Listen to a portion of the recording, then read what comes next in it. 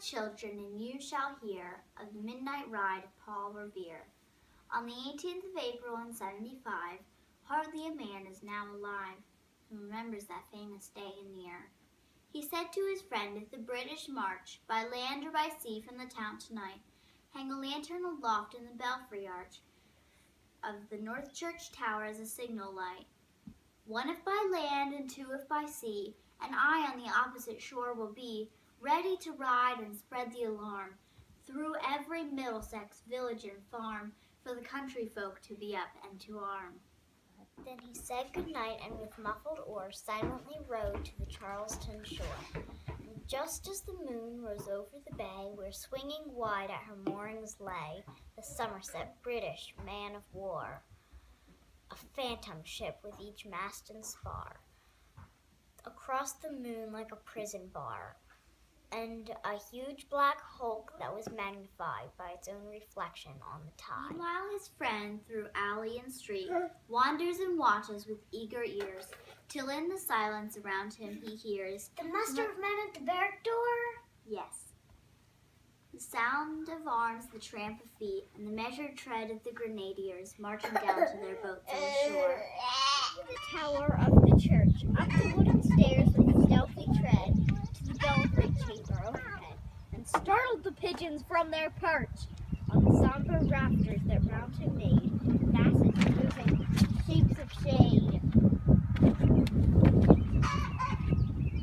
By the trembling ladder, steep and tall, to the highest window in the wall, they paused to listen and look down, a moment on the roofs of the town, and the moonlight flowing over all.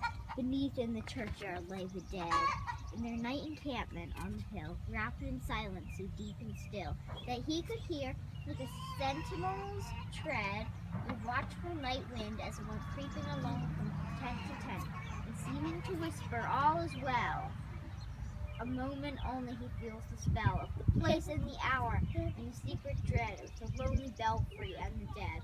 For suddenly all his thoughts are bent on a shadowy something far away, where the river widens to meet the bay. A line of black that bends and floats on the rising tide, like a bridge of boats. Meanwhile, impatient to mount and ride, booted and spurred with a heavy stride, on the opposite shore walked Paul Revere.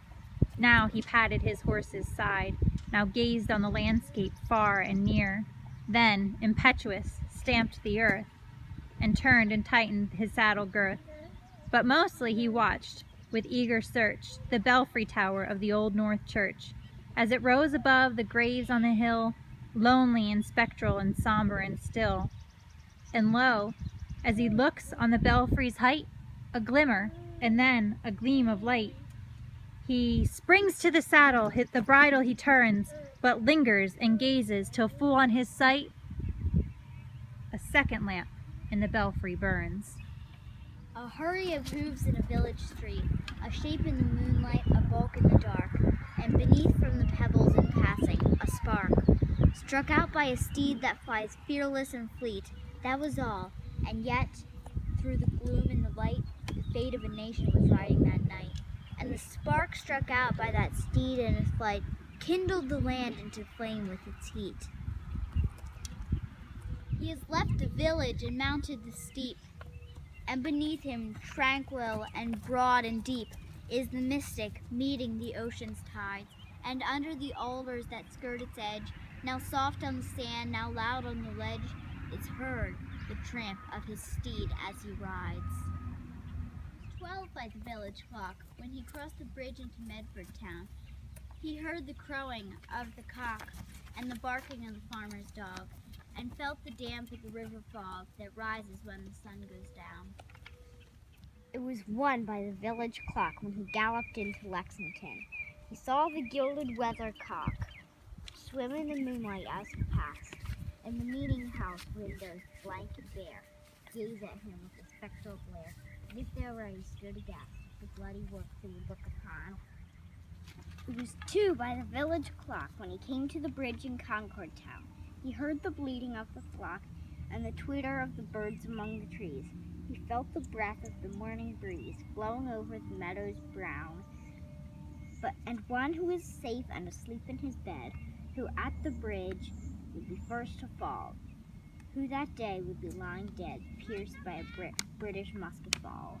You know the rest in the books you have read, how the British regulars fired and fled, how the farmers gave them, ball for ball, from behind each fence and farmyard wall, chasing the redcoats down the lane, then crossing the fields to emerge again, under the trees, at the turn of the road, and only pausing to fire and load. So through the night rode Paul Revere, and so through the night went his cry of alarm to every Middlesex village and farm, a cry of defiance and not of fear, a voice in the darkness, a knock at the door, and a word that shall echo forevermore. For born in the night wind of the past, through all our history to the last, in the hour of darkness and peril and need, people will waken and listen to hear the hurrying hoofbeats of that steed and the midnight message of Paul Revere.